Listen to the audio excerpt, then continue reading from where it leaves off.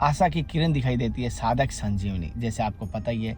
और जहाँ साधक संजीवनी दिखे तो वहाँ तो मुझे साक्षात दर्शन हो जाते हैं।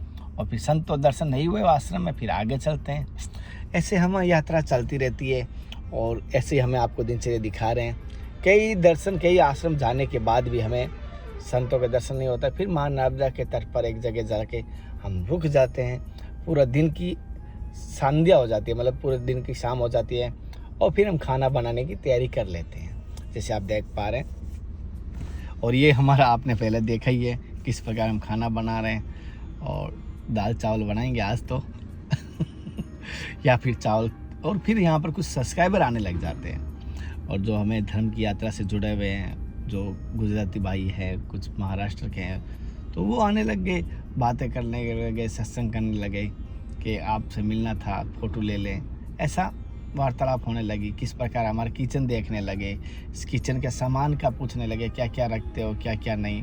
तो हमने सभी उनको अपनी परिवार के साथ शेयर किया और लाइव उन्होंने हमारा धर्म रथ को देखा। और ये घी देख रहे हैं, जैसे आप देख पा रहे हो, घी भी देखा।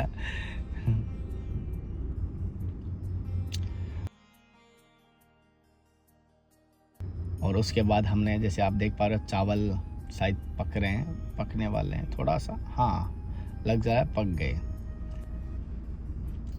चावल पकने के बाद थोड़ा सा टमाटर, थोड़ा नमक मिर्च उसमें डाल देते हैं, जिससे क्या थोड़ा सा आपको पता है हो जाता है। इतना ही होता है सादा के लिए, सादा जीवन, नॉर्मल।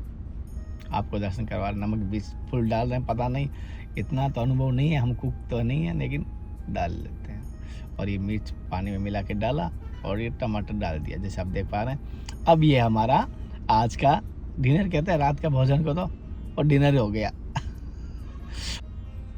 आज का ब्लॉग कैसा लगा मुझे ज़रूर बता देना। और इस ब्लॉग में कोई गलती हुई तो बताना, मैं सुधार करूँगा।